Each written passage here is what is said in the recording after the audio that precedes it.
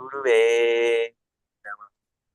શ્રી ચૈતન્ય વિશિષ્ટમ સ્થાપિતમ યેન ભૂતલે સ્વયં રૂપઃ કદા દદાતિ સ્વપદાન્તિકम् વંદેऽહં શ્રીયુતપદકમલં શ્રીગુરુવૈષ્ણવાચ શ્રીયુરપં સાગ્રજાतं સગણરઘુનાથા तं तं સજીવં સાદેतं સાવધૂतं પરિજનસહિतं શ્રીકૃષ્ણચૈતન્યદેવं શ્રીરાધા कृष्णपादान् सगणललिता शाखान्वितां च हे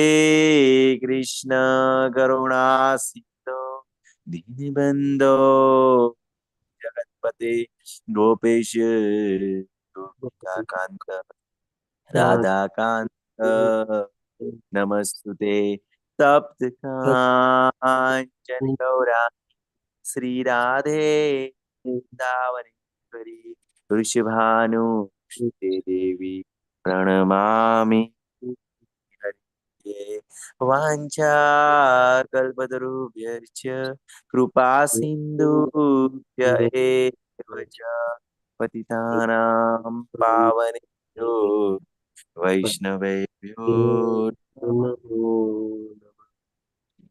नमो भगवते कृष्ण पृष्ठाय भूतले श्रीमते भक्ति वेदांत स्वामी इति नामि नमस्ते सरस्वती देवी गौरवाचार्य निर्विशेष पुण्यवादी पाश्चात देशधारे जय श्री कृष्ण प्रभु नित्यानंद श्री अद्वैत गदा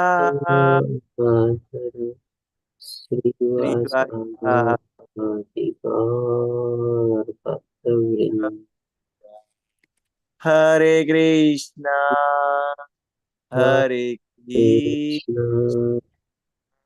कृष्णा कृष्णा हरे हरे हरे राम राम राम हरे अनंत कोटि कृष्ण हरे वृंद की जय। हरे कृष्ण हरे श्री श्री कृष्ण गुरुदेव की जय, श्री गुरुदेव की जय। हरे कृष्ण सर्व भक्तोને ખૂબ ખૂબ સ્વાગત છે ફરી એકવાર નવા વર્ષની ખૂબ ખૂબ શુભેચ્છાઓ બધાને હરે કૃષ્ણ हरे कृष्ण हरे कृष्ण कीर्तिमान प्रभु जी। धन्यवाद कीर्तिमान प्रभु जी। हरे कृष्ण सर्वे ने श्रीला प्रभुपाद की जय। श्री राधा गोविंद हरे कृष्ण प्रभु जी। हरे कृष्ण पायल माता जी। ओके कीर्तिमान प्रभु जी જે પ્રમાણે બતાવ્યું 2025 નો પહેલો દિવસ છે, 1 જાન્યુઆરી 2025 અને સવારના પૂરમાં 6 વાગે આપણે બધા જોડાયેલા છીએ। કેટલા સારા કાર્યમાં આપણે બધા જોડાયેલા છે। નમન ઈશ્વરદાસ પ્રભુજી દ્વારા આયોજન અને એમના માર્ગદર્શન હેઠળ આપણે આજે ભગવદ્ ગીતાને ઓનલાઈન સમજવાના અભિયાનમાં આપણે બધા જોડાયેલા છીએ। લેવલ 2 માં આપણે આગળ વધી રહ્યા છીએ। અત્યારે આપણે ઘણા બધા આપણી સાથે અત્યારે રિપીટર ભક્તો છે, કોઈક નવા ભક્તો બી છે આપણી સાથે જે પ્રથમવાર લેવલ 2 માં આગળ વધી રહ્યા છે। તો બધાને શુભેચ્છા। બધાને ભગવાનને એવી પ્રાર્થના કે આપણા બધાની આ ભક્તિ માર્ગમાં અથવા તો આધ્યાત્મિક યાત્રા જે છે સરસ રીતે આગળ વધે। 2025માં પણ આપણે ઓર આગળના લેવલોમાં પણ આગળ વધીએ। માળા કરવામાં પણ આપણું સરસ રીતે ધ્યાન કેન્દ્રિત થાય, આપણું મન લાગે, ભગવાનની ભક્તિમાં આપણે ઓર સરસ રીતે શુદ્ધ ભાવથી આપણે પ્રવૃત્ત થઈએ અને અનન્ય અને શુદ્ધ ભક્તિ તરફ આપણે બધા આગળ વધીએ એવી ભગવાનને પ્રાર્થના અને ભગવાનને આપણે કહીએ કે વિનંતી કરીએ કે આપણા બધાની આધ્યાત્મિક યાત્રા આવી રીતે સરસ રીતે આગળ વધારે. કંઈક ને કંઈક આપણે પ્રવાસમાં પણ જોડાઈએ. કીર્તિમાં પ્રભુજી જેમ આજે અત્યારે સાંજના મારા ખ્યાલથી આજે નીકળવાના છે, આપણે દ્વારકાની યાત્રા કરવાના છે. તો ભગવાનના નામ, રૂપ, ગુણ, લીલા, ધામ આ બધામાં આપણને કંઈક ને કંઈક આપણું યોગદાન એમાં આગળ વધતું રહીએ અને આપણે પ્રગતિ કરતા રહીએ એવી ભગવાનને પ્રાર્થના અને શુભેચ્છાની સાથે આપણે આગળ વધીએ. કોણે કોઈ નવા યરમાં રિઝોલ્યુશન કંઈ બનાવ્યા છે તો શેર કરી શકે છે? પર્ટિક્યુલરલી આપણે આધ્યાત્મિક અથવા તો ભક્તિ માર્ગમાં કાંઈ એવા નવા નિયમ, કારણ કે બધા ઘણા લોકો નવા વર્ષના રિઝોલ્યુશન બનાવતા હોય ને. જી પાયલ મહેતાજી બોલો, શું બનાવ્યું છે રિઝોલ્યુશન? હરે કૃષ્ણ પ્રભુજી. હરે કૃષ્ણ. રેઝોલ્યુશન કઈ નથી, પણ કાલે કેટલું મસ્ત કામ થયું છે ને કે અમે લોકો અમારી સોસાયટીમાં જ્યાં રહીએ છીએ ને ત્યાં જે રામાયણમાં રામ લક્ષ્મણ હતા ને એમના અમારી સોસાયટીમાં બધા ફ્લેટ છે એ લોકોએ રેન્ટ પર અહીંયા રાખેલા છે. તો એટલે મારા હસબન્ડના એક ફ્રેન્ડને આવી રીતે જોઈતું હશે ફ્લેટ, તો જે લક્ષ્મણ બને છે ને એમાં એમની સાથે કાલે વાત થઈ તો એટલી ખુશી થઈ ને એમની સાથે વાત કરીને, એટલો આનંદ આવ્યો કે બહુ મજા આવી ગઈ કાલે એમની સાથે વાત કરીને. સરસ માતાજી. ઓકે. અમરીશનાથ પ્રભુજી, આપના કોઈ નવા યરમાં રિઝોલ્યુશન કે કઈ? હરે કૃષ્ણ પ્રભુજી, દંડવત પ્રણામ. હરે કૃષ્ણ. અત્યારે તો કઈ હાલ છે નહીં. હરે કૃષ્ણ પ્રભુજી. હરે કૃષ્ણ. કારણ કે ભક્તિ માર્ગમાં આગળ વધવાનું છે એ જે વિચારો આયા કરે છે, બીજું કઈ આવતું નથી. હરે કૃષ્ણ પ્રભુજી. બરાબર, સરસ સરસ. હરે કૃષ્ણ પ્રભુજી. મારે કેવું છે પ્રભુજી, મારી ભાગવતમ બાકી છે પ્રભુ. એટલે કેવું છે, મારું લક્ષ્ય છે આ વર્ષમાં કે પૂરી વંચાઈ મેં એકચ્યુઅલી હજુ આવી નથી, ઓર્ડર કરી છે, હજુ આવી નથી. એમ મારી જોડે એક પાઠ છે, પણ મારો એવો પ્રયત્ન છે કે આ વર્ષે વંચાઈ જાય એવી મેં આશા રાખું છું. ઠાકોરજીને પ્રાર્થના કરું છું. બસ આ વર્ષનું લક્ષ્ય છે આપણું. કેમ કે સમય લાગે છે એમાં, બરોબર ને, એટલા માટે. હરે કૃષ્ણ. પ્રભુજી મેં પણ હમણાં ભાગવતમ નો સેટ મંગાવ્યો. અચ્છા અચ્છા, સરસ અક્ષય પ્રભુજી. ઓકે. બીજા હિરલ માતા, જે કીર્તિ માતાજી, આપનું કોઈ લક્ષ્ય, કોઈ રિઝોલ્યુશન?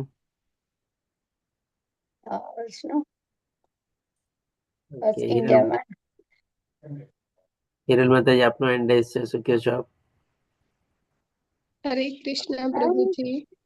હરે કૃષ્ણ. પ્રભુજી, મેં એવો સંકલ્પ લીધો છે કે હું ડેઈલી 2 કલાક તો ભગવદ ગીતા વાંચીશ જ, અને બીજું એ કે દર મહિને હું 3 થી 4 કે 5, મેક્સિમમ 5 સુધી દર મહિને હું બુક ડિસ્ટ્રીબ્યુશન કરીશ મારા તરફથી, 5 બુક જેટલું ભગવદ ગીતા. વાહ, બહુ સરસ કહેવાય. હરી બોલ. હરી બોલ, હરી બોલ. હરી બોલ માતાજી. બોલો. ખૂબ સરસ. અને આપણને પ્રેરણા આપે, પ્રોત્સાહન આપે અને પૂરો ઉત્સાહ બી આપે કે આપણા જે રિઝોલ્યુશનમાં છે આપ સરસ રીતે આગળ વધો. અને સાથે સાથે એટલી જ આપણે કહે ને કે શુભેચ્છાની સાથે આપણને ભગવાન આપણને બમણી સફળતા આપે. આપનું 5 નું લક્ષ્ય હોય ને તો ભગવાન આપણને 10 પૂરી કરાવી દે, એવી આપણે શુભેચ્છા. ખૂબ ખૂબ સરસ માતાજી, ખૂબ સારું લક્ષ્ય છે આપનું. હરે કૃષ્ણ પ્રભુજી. કીર્તિ માતાજી, સવારમાં પહેલી 5 માળા કરવાનો સંકલ્પ કરું છું કે સવારમાં ઉઠીને પહેલી 5 માળા કરી લેવાની. સરસ, પણ સંકલ્પ સરસ છે. ઓકે. કૃષ્ણ પ્રભુજી. અત્યારે તો પ્રભુજી અહીંયા છું ને એટલે ટાઈમ થઈ જાય છે, કશું વ્યવસ્થિત થતું નથી. ઇન્ડિયા જઈશ, મારું શિડ્યુલ કૃષ્ણ ભાવામૃતમાં સરસ રીતે સારી રીતે થાય એવી ઈચ્છા રાખું કે જલ્દી ને જલ્દી મને એ સમય મળે. હમણાં ઓસ્ટ્રેલિયા છો ને તમે? સમય પણ પ્રભુજી અહીંનું તો બધું શિડ્યુલ એવું છે ને કશું જ ધ્યાનથી થતું નથી. બરોબર. કારણ કે અહીં અને અમુક અત્યારે અમારા વહુ બી ત્યાં ઇન્ડિયા ગઈ છે એટલે પછી ટાઈમ નથી મળતો, એડજસ્ટ નથી થતો હમણાં. બરાબર. ઓકે, ચાલો બીજા કોઈના કઈ શેરિંગ, કોઈના કઈ બીજા કઈ નવા રિઝોલ્યુશન? મારે 5 તારીખે પ્રભુજી આ ઇસ્કોન જોડે કનેક્ટેડ 3 વર્ષ પૂરા થશે પ્રભુજી. આ 5 તારીખે પહેલો ક્લાસ મેં એટેન્ડ કર્યો 5 તારીખ જિગ્નેશ જીતેન્દ્ર ગોપેશ પ્રભુજી નો, અને ત્યાંથી કનેક્ટ થયો 5 જાન્યુઆરી થી 2022. બરાબર. હરે કૃષ્ણ પ્રભુજી. જી માતાજી, હરે બોલો. કૃષ્ણ પ્રભુજી. જી દંડવત પ્રણામ. ધન્યવાદ માતાજી, બોલો. આજે પ્રભુજી મારો જન્મદિવસ છે. મને ખૂબ ભક્તિમાં હું આગળ વધુ એવો આશીર્વાદ આપો પ્રભુજી. ખૂબ ખૂબ હું આશીર્વાદ પણ આપી શકું. ભગવાન આપણે એવી પ્રાર્થના કરીએ કે ભાઈ આપના જન્મદિવસ નિમિત્તે આપને ભગવાન આપણને ઓર સારી બુદ્ધિ આપે, ઓર જ્ઞાન આપે અને ઓર આપણી આધ્યાત્મિક માર્ગમાં અને ભક્તિ માર્ગમાં આપ સરસ રીતે આગળ વધો. અને જે કાંઈ પણ તકલીફો આપ બધામાંથી પસાર થઈ રહ્યા છો એ બધી તકલીફો પણ આપણી આસ્તે આસ્તે દૂર થઈ જાય. ભગવાનને ઈ જ પ્રાર્થના. બસ હા પ્રભુજી, તમારા આશીર્વાદ થી બધું સારું થશે. ભગવાનના આશીર્વાદ. માતાજી માટે એકવાર આપણે હરે કૃષ્ણ મંત્ર કરીએ પ્રભુજી. ઓકે, તો બધા મળીને કરીએ. ચાલો હરે પ્રભુજી. કૃષ્ણ હરે કૃષ્ણ હરે કૃષ્ણ હરે હરે હરે રામ રામ રામ હરે હરે. હરે કૃષ્ણ પ્રભુજી. હરે કૃષ્ણ માતાજી. હેપી હરે બર્થડે. કૃષ્ણ હરે માતાજી, કૃષ્ણ જન્મદિવસની માતાજી. બધા આપને દિવસની ખૂબ ખૂબ કૃષ્ણ શુભેચ્છાઓ ખૂબ માતાજી. આગળ વધો એવી આ હરે કૃષ્ણ. શુભેચ્છાઓ. માતાજી તમારું જેટલું સ્વાસ્થ્ય, અમે ભગવાનને પ્રાર્થના કરી જેટલું સ્વાસ્થ્ય સારું રહે અને એટલો ટાઈમ ભગવાનને વધારે યાદ કરો, બરોબર, વધારે ભગવાનમાં રચ્યા પચ્યા રહો, બરોબર, તો એવી અમે પણ પ્રાર્થના કરીએ છીએ માતાજી. હરે કૃષ્ણ. ખૂબ બધાનો આભાર પ્રભુજી. સરસ. ઓકે, ચાલો બીજા કોઈનું કઈ એવું શેરિંગ, કઈ ના કઈ રિઝોલ્યુશન કઈ બનાવેલા હોય અથવા કઈક નિયમ લીધેલા હોય તો શેર કરી શકે છે. હરે કૃષ્ણ માતાજી, બોલો. માં તો એવું છે કે મેં જ અત્યારે જોઈન કરેલા છે, એટલે હું એમ કહું કે બસ 4-5 મહિનાથી જ હું આ બધા માર્ગમાં જોડાઈ છું, ભક્તિ માર્ગમાં. એ મારા સિસ્ટર છે અનિતા માતાજી, એમના આશીષથી હું આમાં જોડાઈ ગઈ છું અને મને બહુ આનંદ આવે છે. પણ મારો એવો સંકલ્પ છે કે વધુમાં વધુ લોકોને હું આ માર્ગ ઉપર જોડાવવા માટે બધાને પ્રેરણા આપું અને બધાને એવી વિનંતી કરીશ કે લોકો જોડાય આમાં. કેમ કે હવે મને જ સમજાણું છે કે આમાં આવ્યા પછી કે કેટલો આનંદ આમાં જ રહેલો છે બીજા બધા કરતા. એ જ મારો પ્રયત્ન રહેશે આ વર્ષ માટે. ખૂબ સરસ માતાજી. પ્રચાર અને પ્રસારમાં જે કાંઈ પણ આપણે યોગદાન આપી શકીએ બહુ જ સારું છે. આપણે બીજા લોકોને આપણે પ્રેરણા આપીએ, બીજા લોકોને ઉત્સાહિત કરીએ અથવા તો બીજા લોકોને આગળ વધવા માટે આપણે ઓર ને ઓર પ્રવૃત્ત કરવામાં આપણે કંઈક ને કંઈક આપણું યોગદાન આપીએ તો ભગવાન આપણે પ્રિય ભક્ત બની શકીએ છીએ. સરસ માતાજી, આ ભગવાન આપણને શક્તિ આપે અને આપે એમાં આગળ વધો. અને માતાજી આપણું કેવું છે, આપણી ગુરુ પરંપરાનું પણ આ જ લક્ષ્ય છે કે આપણે બનતા સુધી બધા પર દયા કરીને આપણે એમને જ્ઞાન આપવાનું છે, બરોબર. પ્રભુપાદ એવું કે છે ને કે અહિંસા, બરોબર ને. તો જો આપણે આપણી પાસે જ્ઞાન છે ને બીજાને ના આપીએ ને તો પણ આપણે હિંસા કરી રહ્યા છે. તો આપણે કેવું છે, આપણે જે ગુરુ આચાર્યના વચનોને જ આપણે ફોલો કરી રહ્યા છે અને ખૂબ સરસ એવી તમારી ભાવના છે, બરોબર. તો આપણે બધા એવી રીતે જ ચાલવાનું છે અને એ જ રસ્તો છે આપણા માટે. હરે કૃષ્ણ. હરે કૃષ્ણ પ્રભુજી. હું પણ અત્યારે એક સ્કૂલમાં પ્રિન્સિપલ તરીકે છું, તો છોકરાઓને પણ એમાં જ જોડાવું છું અત્યારે, અને એ લોકોને પણ એમાં જ મજા આવે છે. અત્યારે અમે ભાગવત ગીતા કરતા હોય, એના શ્લોકનું પઠન કંઠસ્થ કરાવીએ છીએ છોકરાઓને, પ્લસ એનો ભાવાર્થ એમને સમજાવતા હોય, તો લોકો વધુમાં વધુ જોડાય છે તો મને ખૂબ આનંદ થાય છે. એટલે હું એવું ઈચ્છું છું કે બસ એ જ માર્ગ ઉપર બધાને આપણે પ્રેરણા આપી કે લોકો જોડાય આપણી સાથે. હરે કૃષ્ણ. હરે કૃષ્ણ. સરસ માતાજી. દીપ્તિ માતાજી, આપનું કોઈ રિઝોલ્યુશન, કઈ નિયમ? દીપ્તિ માતાજી આપણને ઘણા વખતથી રિપીટર પાર્ટિસિપન્ટ તરીકે જોડાય છે અને લેવલ 1માં તો મારી સાથે શ્લોકા પઠનની અને શ્લોકા અનુવાદની સેવા બહુ સરસ રીતે આપે છે. આપણે અક્ષય પ્રભુજી પણ ઘણા વખતથી રિપીટર તરીકે જોડાય છે, પ્રશ્નોના જવાબ બહુ સરસ રીતે આપે છે. ઓકે, દર્શના માતાજી બી જોડાણા છે. દર્શના માતાજી પણ આપણે શ્લોકા અનુવાદ ને બધાની સેવા આપી રહ્યા છે આપણને. હરે કૃષ્ણ. ચાલો કોઈનું કઈ બીજું શેરિંગ ન હોય તો આપણે હવે આગળ વધીએ. ગઈકાલે આપણે 6ઠ્ઠો અધ્યાય શરૂ કરેલો હતો, ધ્યાન યોગ, અને એના સંદર્ભમાં આપણે 32 શ્લોક કવર કરેલા હતા. ટોટલ 6 વિભાગમાં આપણે એને વિભાજિત કરેલો છે. એમાંથી 3 વિભાગ આપણે ગઈકાલે કવર કર્યા, એટલે કે 1 થી 32 શ્લોક આપણે ગઈકાલે કવર કર્યા અને બાકીના જે 15 શ્લોક છે એ આપણે આજે કવર કરશું. તો સૌથી પહેલા ભગવાન આપણને નિત્ય સંન્યાસીની પરિભાષા બતાવે છે. ભગવાન બતાવે છે કે જે કર્મફળમાં આશા નથી રાખતો અને પોતાની અગ્નિ પ્રગટાવતો નથી અને જે નિત્ય કર્મ કરતો નથી એને આપણે સંન્યાસી ન સમજવો જોઈએ, પણ જે કર્મફળની આસક્તિ રાખ્યા વગર જે કર્મ કરે છે એને જ આપણે સંન્યાસી સમજવો જોઈએ. પછી ભગવાન આપણને એ પણ બતાવે છે કે આ અષ્ટાંગ યોગમાં આગળ વધવા માટેના ભગવાન 2 ભાગલા પાડે છે. એક નવોદિત સાધક અથવા તો જે નવો જે નિશાળીઓ હોય, આપણે કહે ને કે શરૂઆતમાં પોતે પ્રવૃત્ત થવા માટે માંગતો હોય અષ્ટાંગ યોગમાં, એના માટે ભગવાન કહે છે કે ના, સાધના જ એના માટે કર્મ છે. અને બીજું ભગવાન એક ઉન્નત સાધક બતાવે છે, અથવા તો યોગારૂઢ સાધક, કે ભાઈ જેણે ઘણી બધી આગળ પ્રગતિ કરેલી હોય છે અષ્ટાંગ યોગમાં અને આગળ વધેલો હોય છે. પછી ભગવાન આપણને 5 થી લઈને 9મા શ્લોકમાં બતાવે છે કે મન ઉપર જો આપણે કાબુ મેળવીએ તો આપણો મિત્ર છે, પણ જો આપણે કાબુ અનિયંત્રિત આપણું મન હોય તો એના કરતા મોટો કોઈ શત્રુ આપણે છે નહીં. બહાર શત્રુ ગોતવાની જરૂર નથી, આપણી અંદર જ મોટો શત્રુ રહેલો છે. પછી ભગવાન 10 થી લઈને 32મા શ્લોકમાં આપણને અષ્ટાંગ યોગ એટલે કે 8 સ્ટેપ્સ બતાવે છે. યમ, પછી નિયમ, પછી આસન, પછી પ્રાણાયામ, પછી પ્રત્યાહાર, પછી ધરણ, ધ્યાન અને પછી છેલ્લે સમાધિ. આ બધું આપણે 8 સ્ટેપ સમજ્યા અને એની સાથે સાથે આપણે એ પણ જાણ્યું હતું કે આ જે અષ્ટાંગ યોગ જે છે આપણા માટે આ પ્રેક્ટિકલ અત્યારે કહીએ ને છે નહીં, એટલું આપણે એને આચરણમાં આપણને બહુ તકલીફ થઈ શકે, અથવા તો આપણે શાસ્ત્ર દ્વારા જાણી શકીએ કે ભાઈ દરેકે દરેક યુગમાં યજ્ઞની પરિભાષા અલગ અલગ હોય છે. તો આ અષ્ટાંગ યોગ આપણા કળિયુગ માટે આપણે કહીએ ને કે નિર્ધારિત કરવામાં નથી આવેલો. કળિયુગમાં આપણા માટે હરે કૃષ્ણ મહામંત્રનો જ આપણે યજ્ઞ કરવાનો છે, મહામંત્રનો જપ કરવાનો છે, એ જ રીતે આપણે એમાં આગળ વધવાનું છે. પણ જે ભગવાન આપણને 8 સ્ટેપ્સ બતાવે છે, તો આ સ્ટેપના સંદર્ભમાં આપણે એ પણ જોયું હતું કે આ જે ભગવાન આપણને અલગ અલગ આપણને સ્ટેપ્સ બતાવ્યા એ ખાલી અષ્ટાંગ યોગ માટે નહીં, પણ આપણી ભક્તિ માર્ગ માટે, અથવા તો આપણને માળા જપવા માટે, અથવા તો એ બધી ચીજમાં પણ આપણે એને કેવી રીતે એપ્લાય કરી શકીએ છીએ અને કેવી રીતે આપણને મદદ કરી શકે છે. કારણ કે અલ્ટિમેટલી આપણે જે મંત્ર જપીએ છીએ, મંત્રનો મતલબ જ શું? મન એટલે કે મન, અને એટલે કે એને શાંત કરવું, એટલે કે અથવા તો એને શાંત રાખવું તમારે. તો એ આપણે ત્યારે જ પ્રાપ્ત કરી શકીએ છીએ. મનને શાંત રાખવાનો મતલબ શું? કે ભૌતિક દુનિયાના બધામાં પોતે પરવાય નહીં. આપણે મંત્ર જપતા હોઈએ ત્યારે આપણું પણ સરસ રીતે આપણું મન મંત્રમાં જ લાગેલું હોય, એ રીતે આપણે સરસ રીતે જો આપણે મંત્ર કરીએ તો આપણો સરસ રીતે આપણે શુદ્ધ ભાવથી યજ્ઞ કરેલો કહેવાય અને ભગવાન સુધી આપણે યજ્ઞને આપણે પહોંચાડી શકીએ. તો ડેફિનેટલી આ 8 સ્ટેપ્સમાં આપણને આ મંત્ર જપવામાં પણ આપણને મદદરૂપ થઈ શકે છે. જેમ કે ભગવાને આપણને યમના સંદર્ભમાં શું બતાવ્યું કે ભાઈ આપણે બેલેન્સ આહાર લેવો જોઈએ, બેલેન્સ નિદ્રા હોવી જોઈએ, બેલેન્સ કર્મ હોવું જોઈએ, બેલેન્સ આપણે વિહાર, એટલે આહાર, નિદ્રા, કર્મ એ બધામાં આપણે સંતુલિતતા જાળવવાની છે તમારે.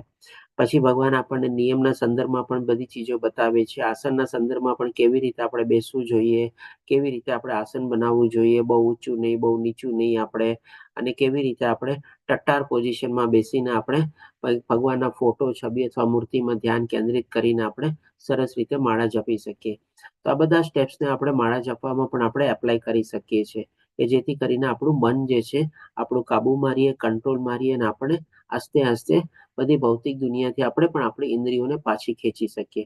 કારણ કે અલ્ટિમેટલી બંને ચીજમાં એ તો જરૂરી છે જ આપણે, કે આપણી ઇન્દ્રિયોને ઇન્દ્રિયના વિષયો ઉપર કાબુ તો મેળવવાનો છે જ આપણે.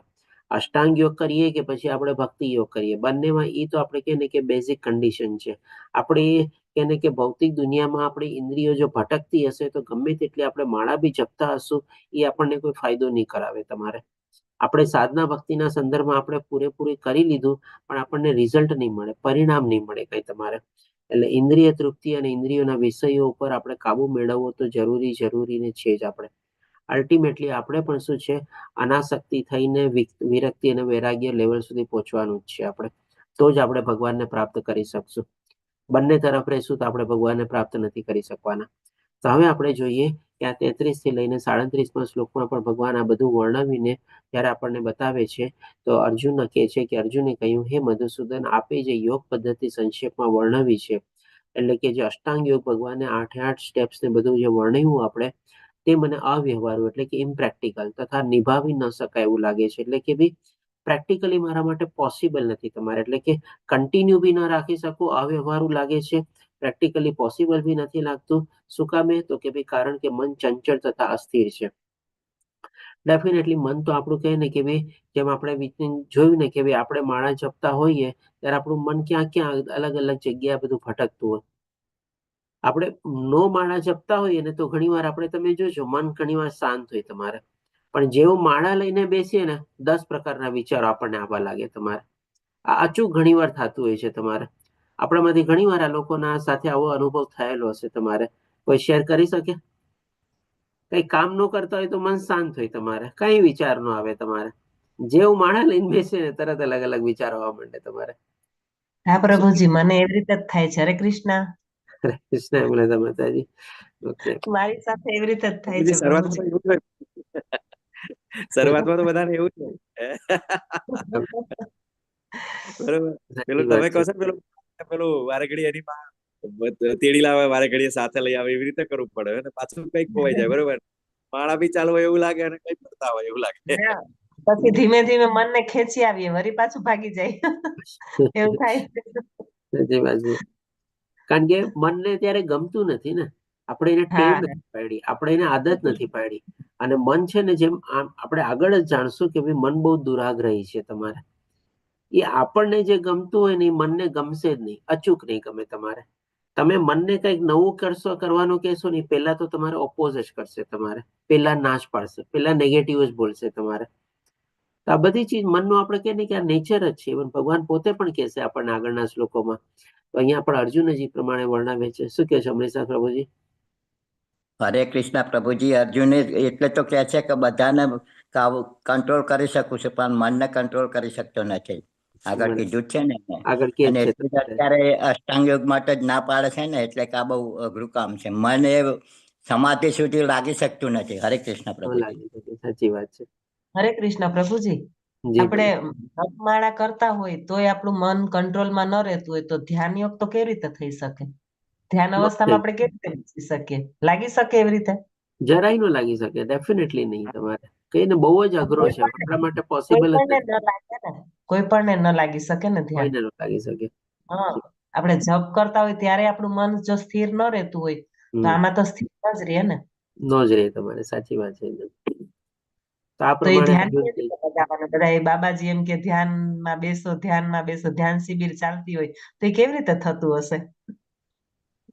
માતાજી એકચ્યુઅલી બધું આપણે કહીએ ને કે થોડું ઘણું દેખાડો જેવું છે તમારે, અથવા તો થોડા ઘણા આપણે નાટક જેવું છે, અને થોડું ઘણું આપણે કહી શકીએ ને કે બધા પોતપોતાનું કંઈક ને કંઈક ચલાવે છે તમારે એના નામે. જી જય ગીતા માતાજી, શું કહો છો આપ? હરે કૃષ્ણ પ્રભુજી. કાલે છે ને અમે લોકો કાવડી વાળતા હતા ને, તો એક માતાજી આવેલા હતા. તો એમ કે હું ધ્યાન યોગમાં જાઉં છું ને, તો કે પહેલા બધું શીખવાડે ને પછી કે ધ્યાન કરે ને, તો કે આપણે ધ્યાનમાં કેવા બેસી જઈએ ને કે સુઈ જાય, કે એ લોકો સુવડાવી દે. મારા મનમાં એવો વિચાર આવ્યો કે સુવડાવીને પછી તમારી પાસે સોનું બોનું લઈ લે તો તમે ઉઠીને તો શું કરી લે? ધ્યાન તો કોઈનું સ્થિર રહેવાનું છે જ નહીં એમ. ધ્યાન કરવા જાય તો ઊંઘ તો આવી જ જવાની છે. તો મને એ વિચાર્યું કે ધ્યાન કેવી રીતના કરાવે આ? કારણ કે માણસ ધ્યાનમાં બેસે એટલે ઊંઘવાનું તો છે જ, એ તો 100% નિશ્ચિત છે. એ કોઈ ભક્ત નહીં હોય ને એમને કઈ નોલેજ જ નહીં હોય ને તેને બેસાડી દે તો એ ધ્યાન કેવી રીતના કરવાનું? કે ધ્યાન કરવાનું તો તરત જ ઊંઘ આવી જાય એમ. મને એ જ નહીં સમજ પડી કે ધ્યાન એટલે શું? એમાં માતાજી કેવું છે કે જે લોકો શાસ્ત્ર પર વિશ્વાસ નથી કરતા ને એમની એવી જ દશા છે માતાજી. એ ગમે તે ગોમડ લોકોની વાતે લાગી જાય અને આ બધી પરિસ્થિતિ થાય. બરોબર. આપણે શું કરીએ છીએ કે કળિયુગ કેવલ નામ સહારા. બરોબર. આપણે કળિયુગની અંદર નામનો જ મહિમા છે, તો આપણે એ ફોલો કરી રહ્યા છે. બરોબર. અને જે સારામાં સારું થાય એવો પ્રયત્ન કરી રહ્યા છે. બાકી નામ જ છે. બરોબર. તો એ દ્વારા જ આપણને જે વસ્તુ મીન્સ ભક્તિ પ્રાપ્ત થશે, બધું થશે. તો આપણે ભગવદ્ ગીતાને બિલકુલ સ્વીકારીએ છીએ, બધું એક એક શબ્દોને સ્વીકારીએ છીએ કે આ બધું સત્ય છે. જ્યારે એ લોકો કેવું છે, ગમે તે વચ્ચેથી ઉભા થઈ ગયા હોય અને ગમે તે ગુરુ બની જાય, જ્ઞાન આપી દે, બધી રામાયણ થઈ જાય પછી. હરે કૃષ્ણ. હવન ને કરાવે ને પછી એ લોકોને થોડુંક પૂજાયું કરાવે ને પછી ધ્યાનમાં બેસાડી દે. તો મને એમ થાય કે ધ્યાનમાં બેસાડી દે તો એ લોકો પેલા લોકોને સમજ નહીં પડે કે અમને લોકોને કોઈ વસ્તુનું નોલેજ નથી કે ધ્યાન કેવી રીતના કેન્દ્રિત કરવાનું, તો કેવી રીતના બેસી જાય ને કેવી રીતના એ થાય? મને કઈ સમજ જ નહીં પડી પછી તો. હરે કૃષ્ણ પ્રભુ. હરે કૃષ્ણ. જય માતાજી, શું કહો છો? લાસ્ટ બોલો પછી આગળ વધીએ. હરે કૃષ્ણ પ્રભુજી. જે માતાજી કહે છે ને કે આવી રીતે ધ્યાન કરાવતા હોય, તો અમારે એવું ઘણું ઇન્સ્ટિટ્યૂટ અહીંયા ચાલે છે. તો એમ કે અમે ઓમ શાંતિમાં જઈએ છીએ. તો એમાં મારા હિસાબે તો હું કહું તો કેવું હોય પ્રભુજી, એ સતત બોલતા રહીએ કે જો આવી રીતે છે, પછી આત્મા છે, આમ છે, મતલબ તમને છે ને હિપ્નોટાઇઝ કરે એવી રીતે ધ્યાન કરાવે. એટલે છે ને તમને ઊંઘ ચડી જાય. એટલે ખરેખર ધ્યાન નથી પણ એ હિપ્નોટાઇઝ કરી લે આપણા મગજને. સાચી વાત છે. કીધું નાના નામે ઘણું બધું ચાલે છે તમારે. આપણે એમાં ચર્ચામાં જેટલા આપણે ઊંડા કરશું ને આપણને કોઈ ફાયદો નથી થવાનો ટૂંકમાં. બસ બેટર છે કે ટૂંકમાં શોર્ટમાં આપણે એટલી સમજણ કેળવી લેવાની કે ભાઈ આ ધ્યાન આપણા કલયુગમાં અત્યારે નિર્ધારિત નથી. આપણે શાસ્ત્ર પ્રમાણે પણ આપણે રેકમેન્ડેડ કરવામાં નથી આવેલું. અને આપણે બધા અત્યારે સરસ રીતે ભગવાનના નામ જપમાં આપણે પ્રવૃત્ત થવાનું છે. બસ. તો હવે આપણે જોઈએ કે અહીંયા આવી રીતે અર્જુન જે વર્ણવે છે, હજી આગળ પોતે કહે છે, અર્જુન કહે છે કે ભાઈ હે કૃષ્ણ, મન ચંચળ, ઉચ્છૃંખલ, દુરાગ્રહી તથા અત્યંત બળવાન છે. અહીંયા જો અર્જુનના જે કે છે મનના છે ને 4 લાક્ષણિકતા વર્ણવેલી છે. બહુ જ ચંચળ છે અને એક ચીજ તમે આપો એક ચીજમાં કન્ટિન્યુટી નહીં રાખે, કંઈક ને કંઈક નવું એને જોશે તમારે. ઉચ્છૃંખલ એટલે કે ભાઈ પોતાની મનમાં આવે એ પ્રમાણે એને કરવું હોય છે તમારે. આપણે એને એક તરફ વાળવાની કોશિશ કરીએ એ તરફ નહીં જાય, એ એનાથી ઉલટું જ જશે તમારે. પછી દુરાગ્રહી એટલે કે ભાઈ કોઈ તરીકે જિદ્દી હોય છે તમારે, અથવા તો પોતો એવો આગ્રહ રાખે છે કે આમ ને આમ જ થવું જોઈએ તમારે. અને અત્યંત બળવાન છે એટલે કે બહુ શક્તિશાળી બી છે. આના સંદર્ભમાં પણ આપણે છે ને માઇન્ડના આપણે જે કે ને મન એટલે કે માઇન્ડ આપણે, તો માઇન્ડની પણ જો આપણે પરિભાષા લઈએ ને થોડું ઘણું આપણે ડિટેલમાં સમજીએ ને, તો જેમ અહીંયા અર્જુન 4 આપણને ચીજ બતાવે છે ને, માઇન્ડને પણ 4 રીતે આપણે સમજી શકીએ. પહેલા તો એમ એટલે કે શું છે, મેગ્નિફાઈઝ પ્રોબ્લેમ તમારે. આપણી સામે કોઈ પ્રોબ્લેમ આવેલો હશે ને એને હંમેશા રાયનો પર્વત બનાવશે તમારે. એ નાનો ભલે ગમે તેટલો નાનો પ્રોબ્લેમ હશે તોય મોટો એને રાયના પર્વતની જેમ આપણી સામે ઉભો રાખશે તમારે. પછી કે એને આઈ એટલે કે શું ભાઈ, ઇમેજિન વર્સ તમારે. એટલે કે ખરાબમાં ખરાબ જ તમારી વિચારશે તમારે. એમાં કાંઈક સારું રહેલું હશે ને તો પણ એ સારું નહીં વિચારે તમારે. કે એટલા જ માટે તો એ રાયનો પર્વત બની શકે ને, કે ભાઈ પ્રોબ્લેમને વધારે ને વધારે આપણી સામે મોટો કરશે અને ખરાબ ને ખરાબ આપણી સામે વિકૃત પિક્ચર આપણી સામે પ્રસ્તુત કરશે તમારે. અને બીજું એન જો આપણે લઈએ ને તો કે ભાઈ નેગ્લેક્ટ ઓપોર્ચ્યુનિટીઝ. જ્યારે કોઈ પણ પ્રોબ્લેમ આવે તમારે, કોઈ તકલીફ આવે, તમે જો કંઈક ને કંઈક આપણે કહીએ ને કે every cloud is silver lining તમારે. દરેક નિરાશામાં કોઈક આશા રહેલી છે તમારે. તો એવી કોઈ તક કંઈક રહેલી હોય તમારે, પણ એ તકને છે ને ગણકારશે જ નહીં તમારે, એટલે કે નેગ્લેક્ટ જ કરશે તમારી. એના ઉપર એ ધ્યાન જ નહીં આપે તમારે. અને લાસ્ટમાં જે છે ને આપણે ડી એટલે કે ડિનાઇઝ રિયાલિટીઝ, એટલે કે ભાઈ વાસ્તવિકતા અથવા જે ફેક્ટ હશે તમારે એનો સ્વીકાર જ નહીં કરે ક્યારેય તમારે માઇન્ડ. તો આ 4 ચીજ જો આપણે એ રીતે પણ સમજીએ ને, તો એમાં પણ આપણે આ ચંચળ, ઉચ્છૃંખલ, દુરાગ્રહી અને અત્યંત બળવાન આવી જાય તમારે. પહેલું આપણે મેગ્નિફાઈઝ પ્રોબ્લેમ કરે તમારે. બીજું તમારે ઇમેજિન વર્સ એટલે ખોટું ઓર ખરાબ ને ખરાબ જ વિચારે તમારે. ત્રીજું નેગ્લેક્ટ ઓપોર્ચ્યુનિટીઝ એટલે તક ઉપર ધ્યાન જ ન આપે તમારે. અને લાસ્ટમાં તમારે ડી એટલે ડિનાઇઝ રિયાલિટીઝ એટલે કે વાસ્તવિક અથવા તો હકીકત ઉપર એ આપણને કોઈ દી સ્વીકારવા માટે આપણને પ્રવૃત્ત જ ન કરે તમારે. આ પણ આપણે કહે ને કે માઇન્ડના છે ને આપણે કેરેક્ટરિસ્ટિક્સ અથવા લાક્ષણિકતા છે. એટલા માટે અર્જુન બી કહે છે કે અને તેથી તેને વશમાં રાખવું એ મને વાયુને વશમાં રાખવા કરતા પણ વધારે અઘરું લાગે છે. અર્જુન પાસે એવી બધી શક્તિઓ છે તમારે, એની પાસે એવા બધા દિવ્યાસ્ત્ર હતા તમારે. અગ્નિને, વાયુને બધાની કંટ્રોલમાં રાખી શકે, વશમાં રાખી શકે. એટલે તો કે છે કે કદાચ હું વાયુને વશમાં રાખી શકું, પણ હું કદાચ આ મનને વશમાં ન રાખી શકું.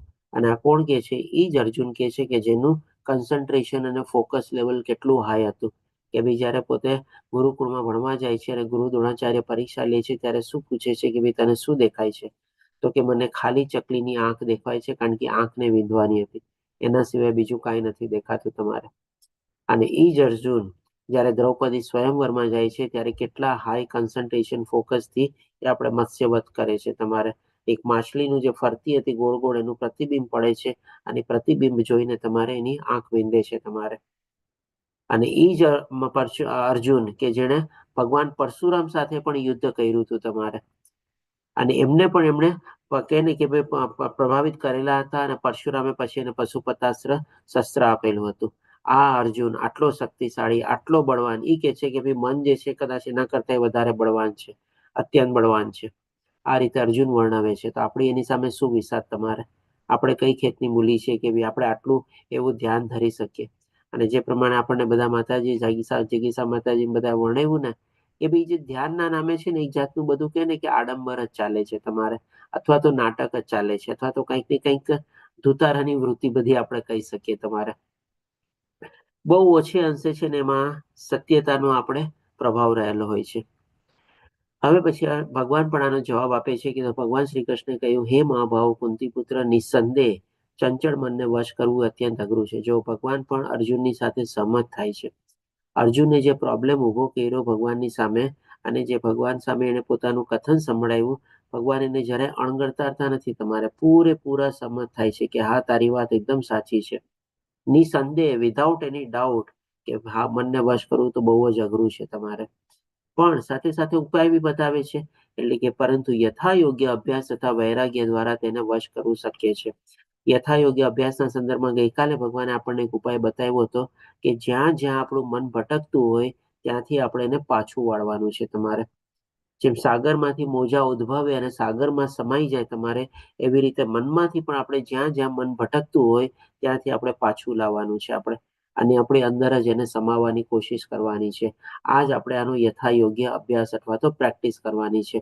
અને બીજી રીતે આપણે એ સમજી શકીએ કે જે આપણે સાધના ભક્તિ કરીએ છીએ, ભલે આપણે માળા કરવા બેઠા અને આપણને પાછું 10 જગ્યાએ આપણું મન ભટકતું ગયું હોય તો પણ આપણે એવું જ નથી કે ભાઈ માળા છોડી દેવાની તમારે, અને મનને આપણે આગળ એની ઈચ્છાઓમાં આપણે આગળ વધવાનું, પણ આપણે ત્યાં યથાયોગ્ય એટલે કે યથાર્થ એટલે કે ભાઈ સાચો અભ્યાસ કરવાનો છે. સાચો અભ્યાસ શું કરવાનો છે કે ભાઈ માળા તો જપવાની જ છે, આપણે ઉલટાની માળાની સંખ્યા પણ વધારવાની છે, અને એની સાથે સાથે આપણે જ્યાં જ્યાં મન ભટકતું હોય એને આપણે પાછું વાળતું રહેવાનું છે. આ જ આપણો યથાયોગ્ય અભ્યાસ છે. અને પછી બીજો ભગવાન અહીંયા ઉપાય આજે આગળ બતાવે છે કે તથા વૈરાગ્ય દ્વારા. તો આપણે પહેલા જ સમજી ગયા કે ભાઈ આપણા ઇન્દ્રિય અને ઇન્દ્રિય વિષયો પર કાબુ તો આપણે અલ્ટિમેટલી મેળવવો જ પડશે. આસક્તિમાંથી અનાસક્તિ, અનાસક્તિમાંથી વિરક્તિ, વિરક્તિમાંથી વૈરાગ્ય લેવલ સુધી આપણે પહોંચવું જ રહેશે તમારે. તો જ ડેફિનેટલી આપણે ભગવાનને પ્રાપ્ત કરી શકશું, આત્મ સાક્ષાત્કાર આપણને થઈ શકશે. અધરવાઇઝ એના સિવાય બીજો કોઈ આપણી પાસે ઉપાય જ નથી તમારે.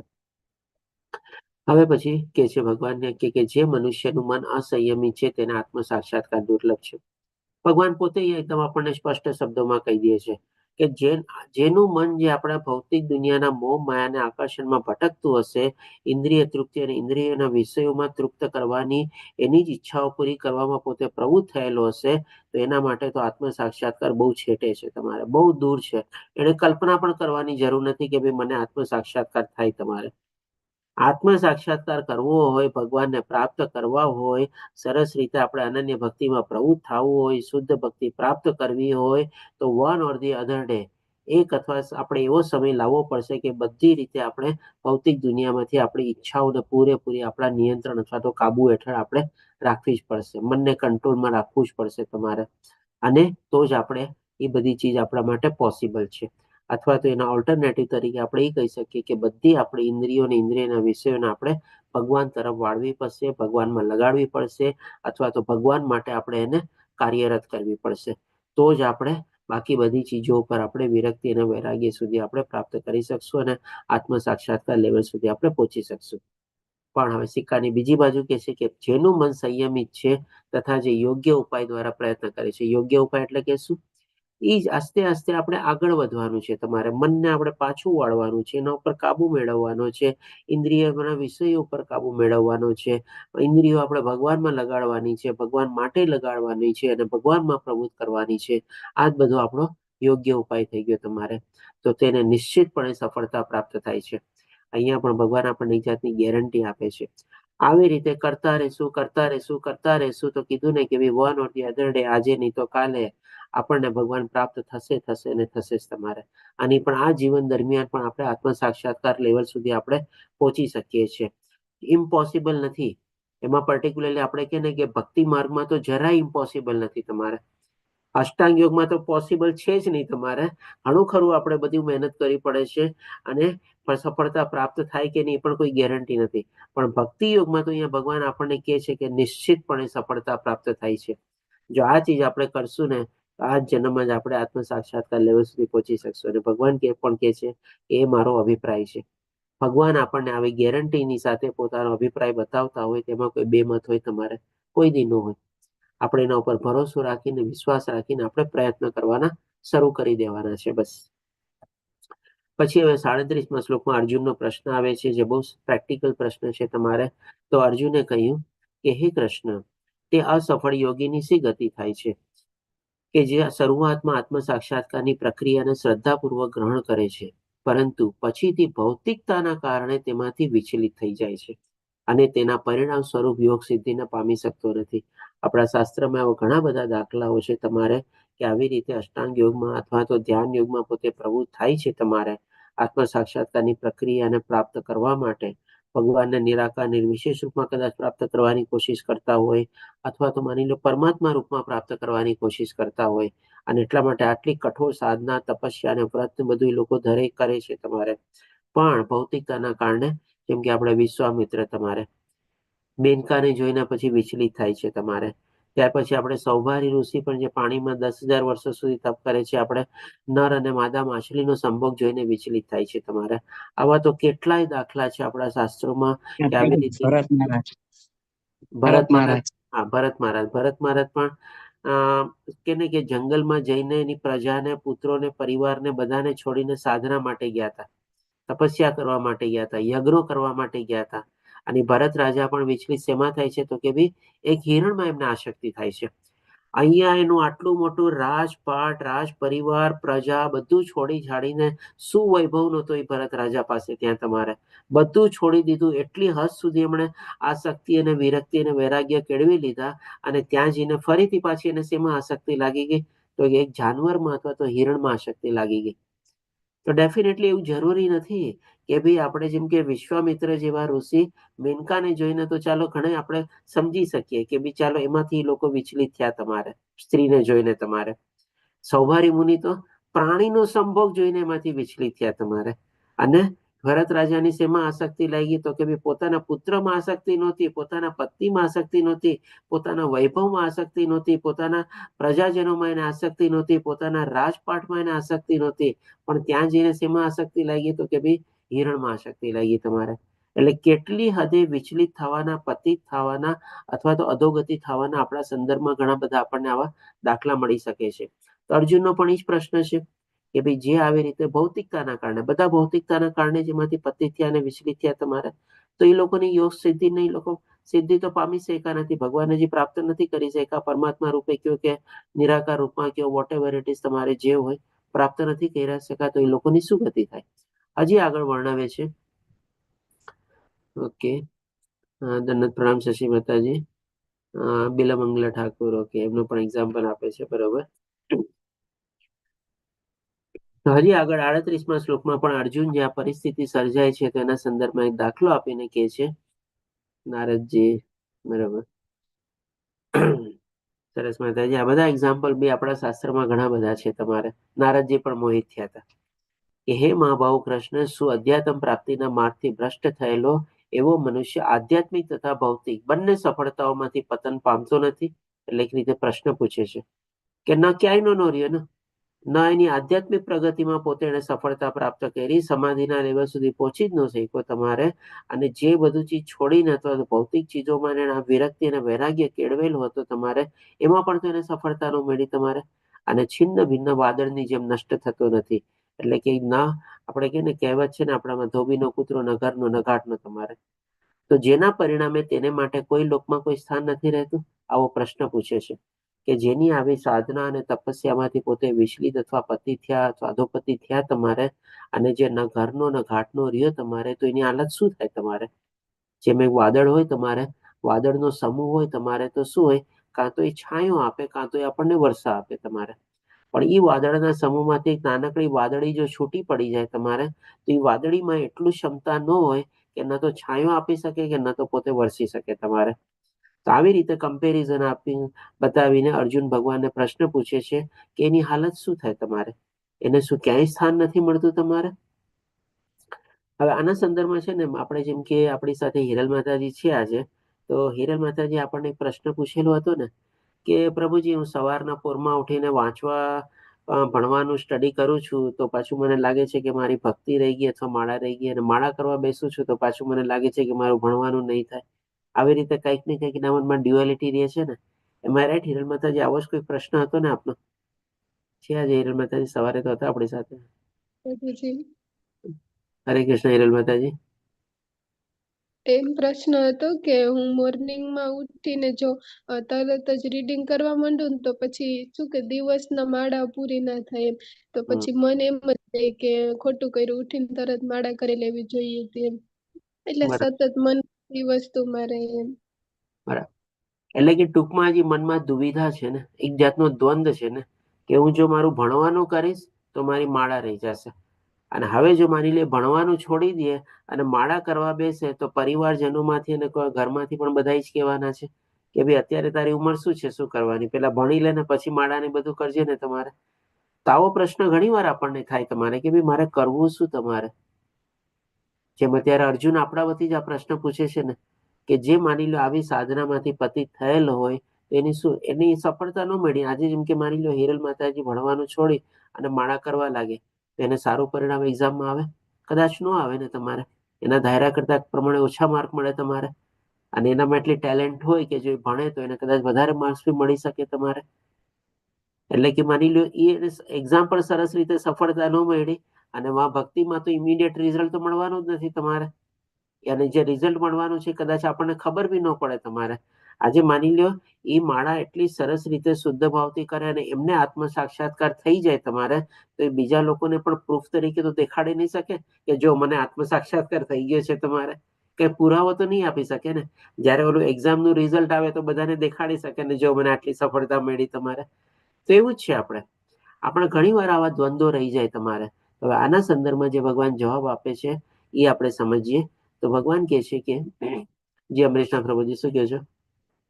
પ્રભુજી બીજું કંઈ કહેવું નતું, ખાલી એ જ કહેવું હતું કે અહીંયા મહાબાહો શબ્દ ભગવાને વાપર્યો છે અને આગળ પણ મહાબાહો અર્જુન માટે વાપરાય છે, એકબીજા માટે. હરે કૃષ્ણ.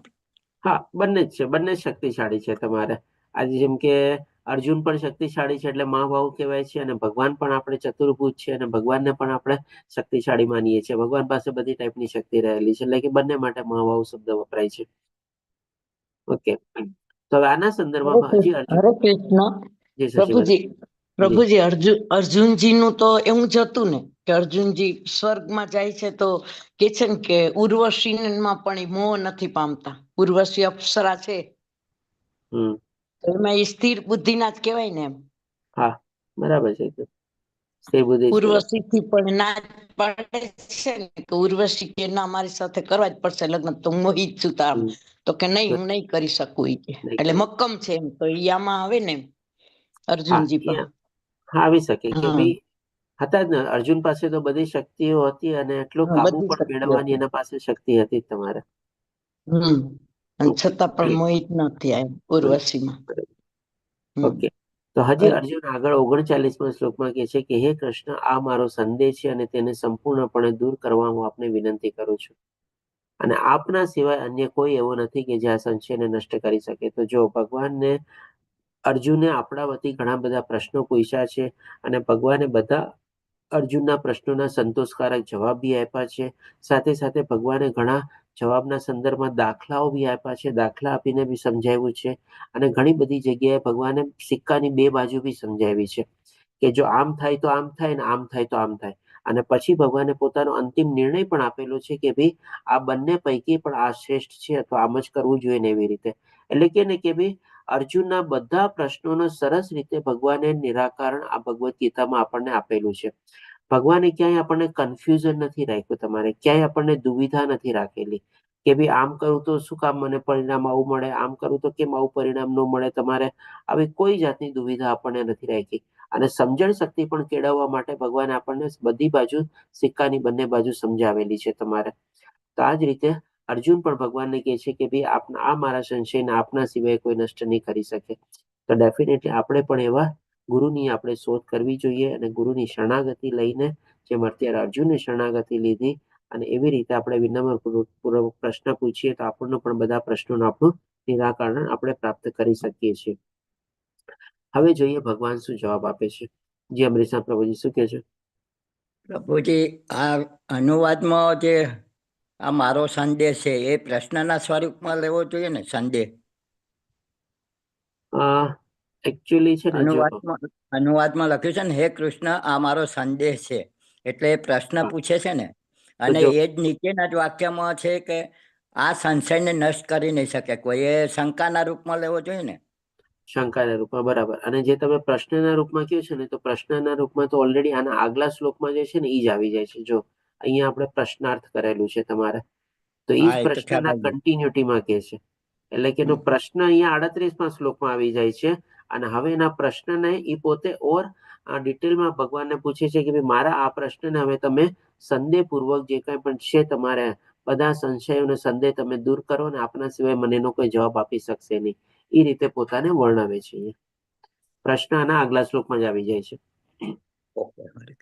ઓકે, તો હવે ભગવાન જવાબ આપતા કહે છે 40મા શ્લોકમાં કહે છે પૂર્ણ પુરુષોત્તમ પરમેશ્વર બોલ્યા હે પૃથાપુત્ર અર્જુન, કલ્યાણકારી કાર્યોમાં પરોવાયેલા.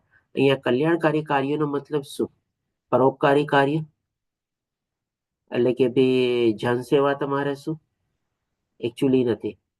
કલ્યાણકારી કાર્યના સંદર્ભમાં આપણે ગઈકાલે પણ જોયું હતું કે ભાઈ કલ્યાણ એટલે કે ભાઈ આપણે આપણા આત્માનું કલ્યાણ કરવાનું છે. આપણે આપણા સ્વનું કલ્યાણ કરવાનું છે. તો જે પોતાના આત્માના કલ્યાણ માટે, આત્માનું કલ્યાણ ક્યારે થાય? જ્યારે આપણે એને ભગવાનના ધામમાં પહોંચાડીએ અથવા તો દાસ તરીકે આપણે ભગવાનની ભક્તિમાં પ્રવૃત્ત થઈએ, એમાં જ આપણું કલ્યાણ છે તમારે. તો અહીંયા કલ્યાણકારી કાર્યનો મતલબ એ કે એ જે ભક્તિમાં એમાં આપણે પરોવાયેલા હશું તમારે, અને અધ્યાત્મવાદીઓ આ લોકમાં કે પરલોકમાં વિનાશ થતો નથી. એક રીતે જોવા જઈએ તો આ જ અર્જુનનો જે પ્રશ્ન હતો ભગવાને આપણને અહીંયા 6થા અધ્યાયના 40મા શ્લોકમાં જે જવાબ આપે છે એ જવાબ આપણને બીજા અધ્યાયના 40મા શ્લોકમાં બી ભગવાને આપણને આપેલો છે. એમાં પણ ભગવાન શું કહે છે કે આ બુદ્ધિ યોગમાં થોડીસી પ્રગતિ પણ કરેલી ક્યારેય બેકાર નથી જતી. એનો કોઈ હાશ નથી અથવા એમાં કોઈ ઘટાડો નથી. અને ઉલટાનું આપણને જે સૌથી મોટો મહાન ભય હોય છે એમાંથી પણ આપણને પોતે બચાવે છે તમારે. અને મહાન ભય એટલે મૃત્યુનો ભય. એટલે કે બી જન્મ મૃત્યુ જરા વ્યાધિમાં કેવી રીતે આપણે ફસાવવું તમારે? તો ડેફિનેટલી ભગવાને એ બીજા અધ્યાયના 40મા શ્લોકમાં જે જવાબ આપ્યો હતો એ જ અહીંયા ભગવાન જવાબ આપે છે કે આમાં થોડી પણ જે આપણે પ્રગતિ કરેલી હશે, એટલે કે આપણા આત્માના કલ્યાણ માટે જે કાંઈ પણ આપણે ભગવાનની ભક્તિ કરેલી હશે, અત્યારે તો આધ્યાત્મિક માર્ગમાં આપણે પ્રવૃત્ત થયેલા હશું, તેમાં આપણો ક્યાંય વિનાશ નહીં થાય, આપણો કોઈ ઘટાડો નહીં થાય. અને આ ચીજ ભગવાને 9મા અધ્યાયમાં પણ અર્જુનને કહે છે કે જા તું જઈને ઘોષણા કર કે મારા ભક્તોનો કદી વિનાશ થતો નથી. એટલે કે હે મિત્ર, ભલું કરવા વાળાની, અહીંયા પણ ભલું કરવા વાળાનું શું? એમ નહીં કે ભાઈ બધા લોકોની સેવા કરે છે, બધાની ચાકરી કરે છે, બધાનું સારું કરે છે, લોકોને દાન પૂન આપે છે, લોકોને જ્ઞાન આપે, એ તો કરતો જ હશે તો બરાબર છે તમારે. પણ અહીંયા પણ ભલું કરવાનો મતલબ શું કે ભાઈ પોતાના આત્માનું ભલું કરે છે, એના આત્માના નેહાભિક્રામના જે શશી માતાજી બરાબર બીજા અધ્યાયનો 40મો શ્લોક છે. તો કે ભાઈ પોતાના આત્માનું ભલું કરે છે તમારે, એવા કલ્યાણકારી કાર્યોમાં બધું પ્રવૃત્ત થયેલો છે. એ કહે છે ભગવાન કે કદાપી એની અધોગતિ થતી નથી, અથવા તો એનો ઘટાડો થતો નથી, નુકસાન થતું નથી, અથવા તો વિનાશ પણ થતો નથી. જે કાંઈ પણ થોડી ઘણી પણ પ્રગતિ કરી હશે આધ્યાત્મિક માર્ગમાં, ભક્તિ માર્ગમાં, એમાં એને બમણો કઈ નહીં પણ આપણે 1000 ગણો એ પણ વધારે ભગવાન એને લાભ આપશે. હવે જે ભગવાન આપણને આગળ કહે છે કે આના સંદર્ભમાં આપણને 41 અને 42મા શ્લોકમાં કેવી રીતે એ લોકોને લાભ થાય છે અથવા તો કેવી રીતે લોકોની આગલી ગતિ થાય છે એ ભગવાન હવે અહીંયા આપણને બતાવે છે. તો જેમ ભગવાને ગઈકાલે આપણને અષ્ટાંગ યોગમાં 2 પ્રકારના સાધક બતાવ્યા ને, એક નવોદિત સાધક અને એક ઉન્નત સાધક અથવા તો યોગારૂઢ તમારે. તો અહીંયા પણ ભગવાન પરિણામના સંદર્ભમાં પણ એવી જ રીતે 2 ક્લાસિફિકેશન અથવા તો 2 આપણને ભાગ બતાવીને સમજાવે છે 41 અને 42મા શ્લોકમાં. 41મા શ્લોકમાં જે નવોદિત સાધક છે એના માટે છે આપણે માનસી માતાજી એટેન્ડન્સ લિંક મૂકી દીધી છે, તો બધાને વિનંતી એટેન્ડન્સ ભરી દે. તો અહીંયા ભગવાન નવોદિત સાધકના સંદર્ભમાં કહે છે કે અસફળ યોગી ડેફિનેટલી અસફળ છે, કારણ કે વિચલિત થયો, પતિત થયો, અથવા તો ત્યાંથી એની સાધના જે છે તૂટી ગઈ તમારે. તો પુણ્યાત્મા લોકોના લોકમાં અનેક વર્ષો સુધી સુખ ભોગવ્યા પછી, હવે દેટ મીન્સ અહીંયા પુણ્યાત્મા લોકોના લોકમાં એટલે ક્યાં? તો કે ભાઈ આ મૃત્યુ લોકમાં નહીં, પણ એ ઉચ્ચતર લોકમાં જાય છે, દેવી દેવતાઓના લોકમાં જાય છે. શું કામે જાય છે? કારણ કે અહીંયા જેના કારણે એની સાધના પતિત થઈ અથવા તો જ્યાંથી વિચલિત થયું, કારણ શું હતું? કે ભાઈ કોઈ પણ ભૌતિક ચીજો એને મેળવવાની તમારે. આજે જેમ કે વિશ્વામિત્રની સામે મેનકા આવી અને મેનકા જે અપ્સરા હતી તમારે, અને અપ્સરાને ભોગવવાની ઈચ્છા થઈ એટલા માટે એની સાધના પતિત થઈ. તો કદાચ હોઈ શકે અપ્સરા તો આપણને મૃત્યુ લોકમાં મળે નહીં, તો અપ્સરા આપણને ક્યાં મળે? ઉપરના ઉચ્ચતર દેવદેવોના લોકમાં જ મળે ને તમારે. તો વિશ્વામિત્રની જે કાંઈ પણ સાધના હતી ભગવાન એને હોઈ શકે ઉચ્ચતર લોકમાં મોકલે કે જાઓ ત્યાં જઈને અપ્સરા તમે ભોગવો તમારે. એટલે કે ત્યાં જઈને આ બધા સુખ ભોગવે છે, અને પછી જ્યારે એના પુણ્યકર્મો ક્ષીણ થઈ જાય છે અથવા તો પુણ્યકર્મોની અવધિ પૂરી થઈ જાય છે, ત્યારે ફરીથી પાછું એને અહીંયા મૃત્યુલોકમાં આવવું પડે છે. પણ એ મૃત્યુલોકમાં આવે છે ત્યારે ભગવાનની જે કૃપા થાય છે કેવી રીતે થાય છે? તો કે છે કે સદાચારી લોકોના, સદાચારી લોકો એટલે શું? એ લોકોનું આચરણ જ એવું હોય, ભગવાનની ભક્તિમાં પોતે પ્રવૃત્ત થયેલા હોય, સારું આચરણ હોય એટલે સદાચારી, અથવા તો સતોગુણમાં જીવતા હોય તમારે, અથવા તો ગર્ભ શ્રીમંત લોકોના કુળમાં જન્મ પ્રાપ્ત કરે છે. અહીંયા ગર્ભ શ્રીમંત કુળનો મિનિંગ આપણે બે રીતે લઈ શકીએ. પેલું જે નોર્મલી આપણે બધા જાણીએ, ગર્ભ શ્રીમંત એટલે કે ભાઈ શું, બહુ પૈસાદાર કુટુંબ તમારે. તો પૈસાદાર કુટુંબમાં શું છે, આપણે જેમ કે માની લ્યો ઓછા આપણને બધી સુખ સાધન ને સગવડો ન હોય, કોઈ ગરીબ કુટુંબમાં એમાં કોઈ હોય જેનો જન્મ કે કઈ તમારે, તો એને શું છે, આ ભૌતિક દુનિયામાં ઘણો બધો સંઘર્ષ કરવો પડે પોતાના જીવનના નિર્વાહ માટે, એવી બધી સુખ સાધન ને સગવડ પ્રાપ્ત કરવા માટે, અને કદાચ એ પ્રાપ્ત કરવામાં જ એનું ઘણું ખરું જીવન વહી જાય તમારે.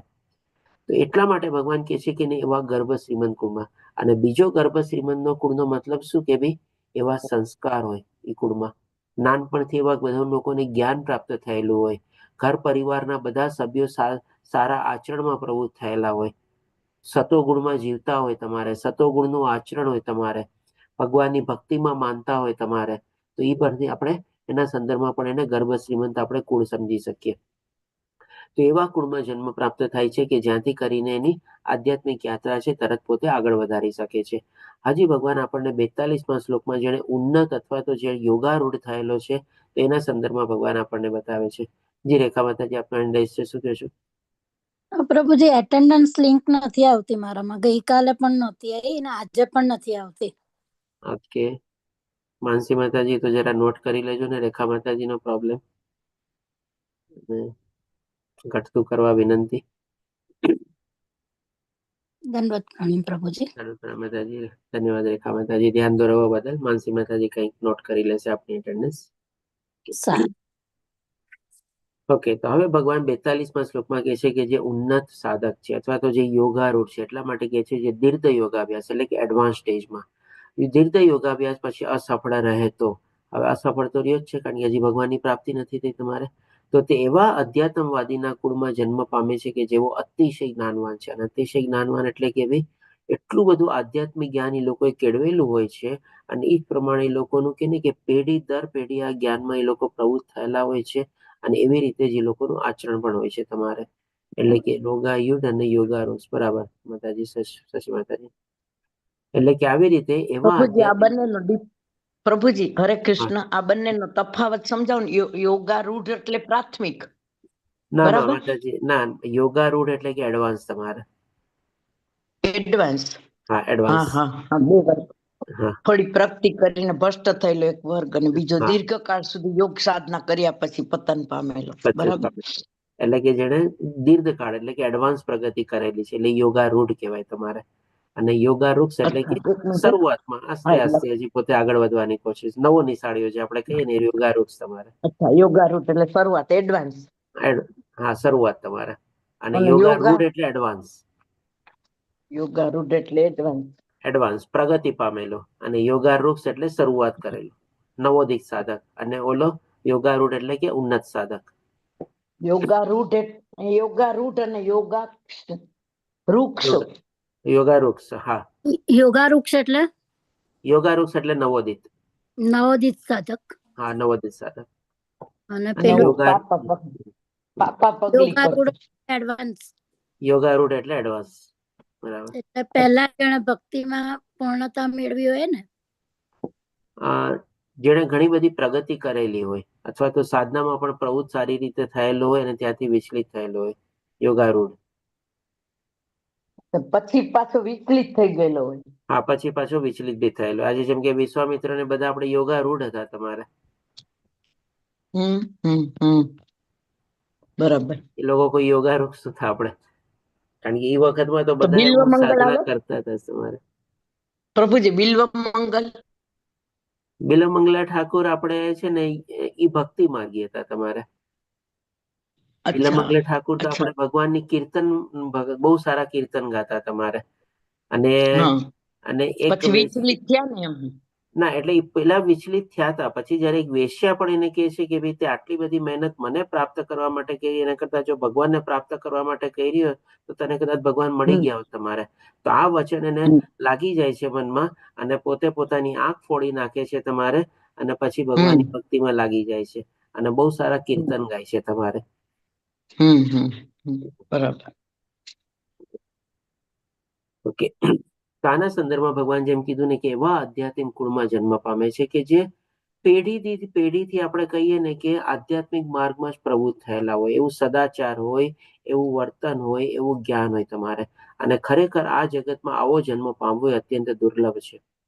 આના સંદર્ભમાં પણ આપણે જેમ કે શિલા પ્રભુપાદજી છે, કેટલી નાની ઉંમરમાં એમને ભક્તિ સિદ્ધાંત સરસ્વતી ઠાકોરની સાથે મેલાપ થયો. આપણે એમના પિતા દ્વારા કેટલા સારા સંસ્કાર મળેલા હતા. નાનપણમાં એને 5 વર્ષની ઉંમરમાં એમને રથ રમવા આપે છે તમારે. અને ઈ પ્રભુપાદજી આપણને ભારત દેશની સૌથી પહેલી વાર જો ક્યાંય રથયાત્રા થઈ હોય તો એમણે જ કરેલી. અને આજે દેશ દુનિયામાં બધા રથયાત્રા થાય છે તમારે. તો આવા બધા સંસ્કારી કુટુંબમાં એ લોકોને જન્મ પ્રાપ્ત થાય છે. અને નાનપણથી એવું જ્ઞાન પણ પ્રાપ્ત થાય છે.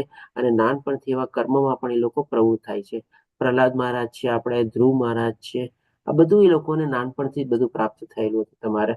એવી જ રીતે આપણે જેમ કે પુષ્ટિ માર્ગમાં વલ્લભાચાર્ય અને એ લોકો બધાના જે વંશ પરિવારજનો હોય છે, જેને આપણે હવેલીમાં આપણે કહીએ ને કે ભાઈ બાવાશ્રી, બેટીશ્રી, વહુજી એ તરીકે આપણે જાણીએ છીએ. તો આ બધા કુટુંબમાં પણ જો આપણે જન્મ પ્રાપ્ત કરીએ, બહુ દુર્લભ હોય તમારે.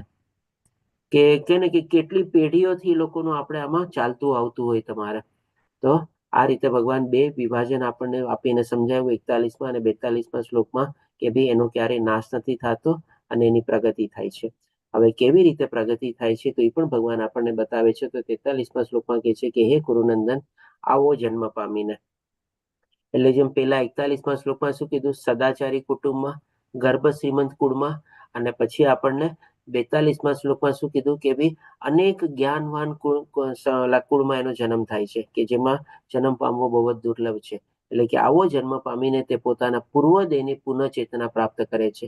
પૂર્વદેહની પુનઃચેતના એટલે કે ભાઈ એના આગલા જન્મમાં એને જે કાંઈ પણ કરેલું હતું એ બધું એને થોડું સ્મરણ થાય છે.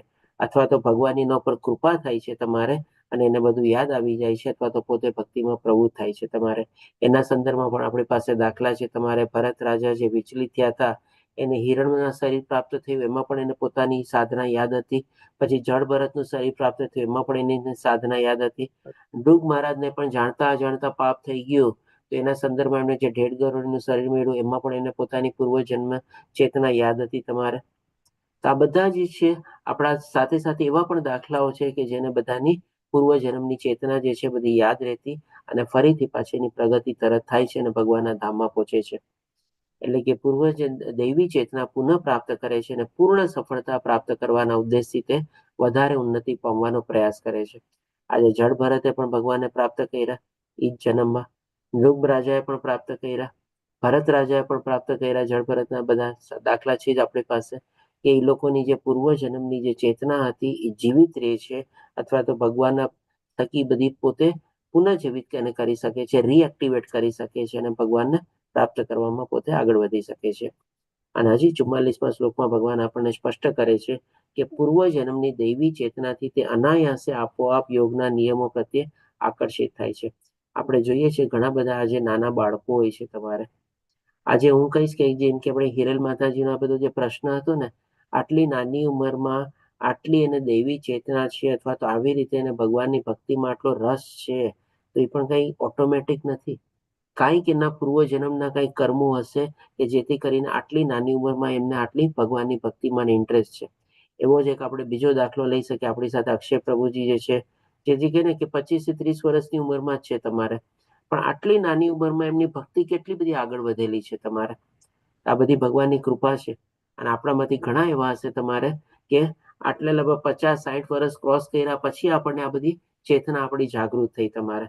અને ચાલો થઈ તો છે ભગવાનની કૃપાથી, પણ આપણા જ પરિવારમાં હજી બીજા લોકો એવા કેટલા હશે જે આપણા કરતા પણ મોટા હશે, અને હજી એની ચેતના આવી જાગૃત નહીં થઈ હશે તમારે.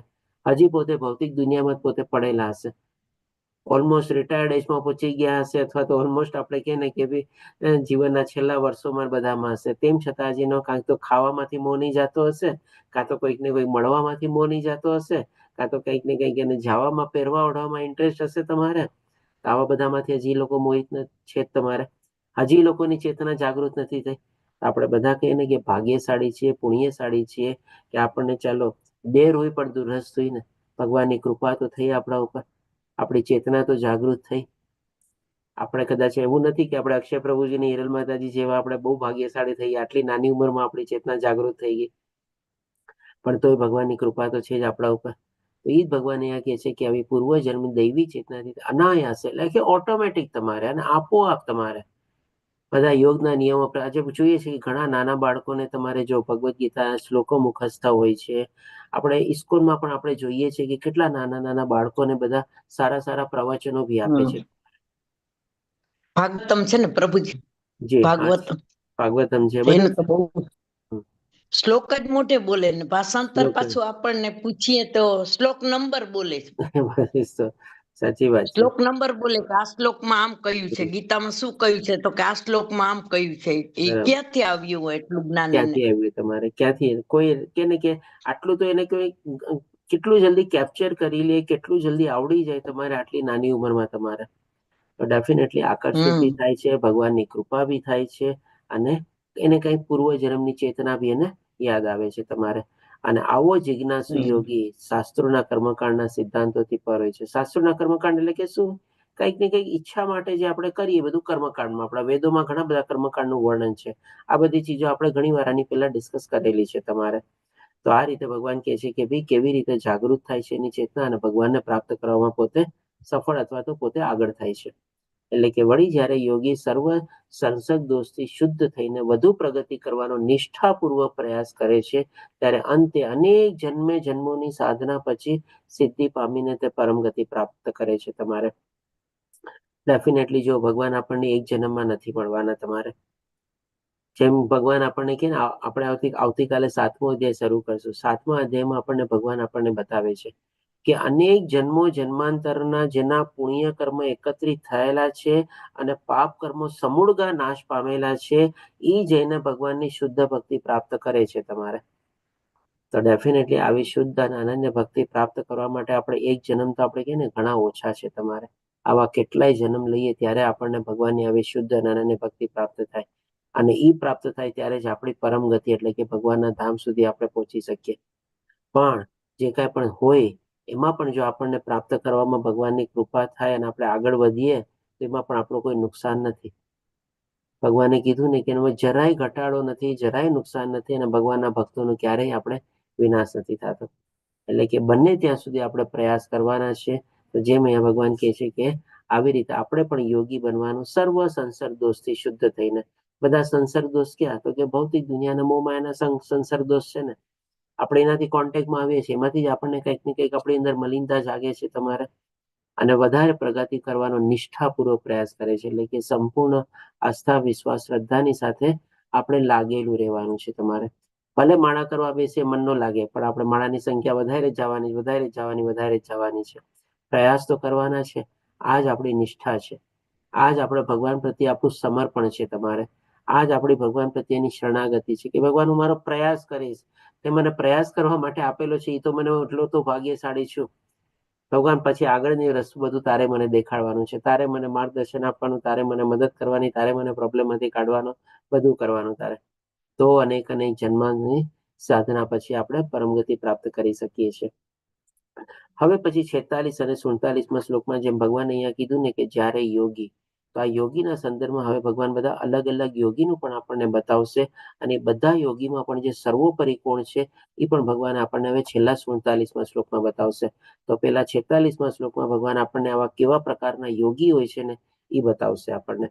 તો ભગવાન કહે છે કે યોગી પુરુષ તપસ્વી એટલે કે જે કઠોર સાધના અને તપસ્યા કરતો હોય, જ્ઞાની એટલે કે આપણા વેદો અને શાસ્ત્રોના જ્ઞાનમાં પ્રવૃત્ત થયેલો હોય, તથા કર્મી કરતા શ્રેષ્ઠ યોગ હોય છે તમારે.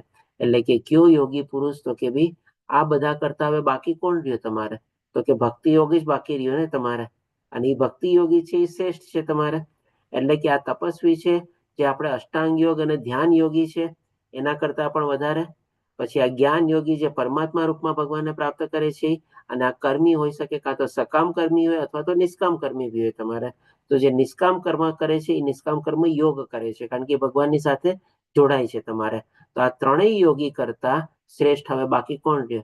તો કે ભાઈ આ બધા યોગી પુરુષમાં બાકી રહ્યો એ ભક્તિ યોગી છે તમારે. તો ભક્તિ યોગી જે છે એકદમ શ્રેષ્ઠ છે તમારે. અને માટે હે અર્જુન તું સર્વ પરિસ્થિતિમાં યોગી થાય. એટલે કે ભાઈ ભક્તિ યોગી થવાનું ભગવાન અહીંયા અર્જુનને બતાવે છે તમારે. કારણ કે આ બધી ચીજ ભગવાને ક્યારે વર્ણવી? અર્જુનનો પ્રશ્ન શું હતો 36મા શ્લોકમાં તમારે ત્યારે કે ભાઈ જે લોકો અષ્ટાંગ યોગ અને સાધના ભક્તિમાં આત્મ સાક્ષાત્કારમાં પ્રવૃત્ત થાય છે અને ત્યાંથી વિચલિત અને પતિત થાય છે, તો જેમ એની ન ભૌતિક સફળતા પ્રાપ્ત કરી શકે છે તો ન આધ્યાત્મિક સફળતા પ્રાપ્ત કરી શકે છે, અને જેમ વાદળીની જેવી હાલત થાય છે તો એની સ્થિતિ શું થાય છે, એના સંદર્ભમાં ભગવાને આ બધો જવાબ આપ્યો તમારે. એટલા માટે પછી ભગવાન બધા જવાબ આપીને સમજાવીને હવે નહીં કે છે કે તું યોગી થા. એટલે કે કયો યોગી થા?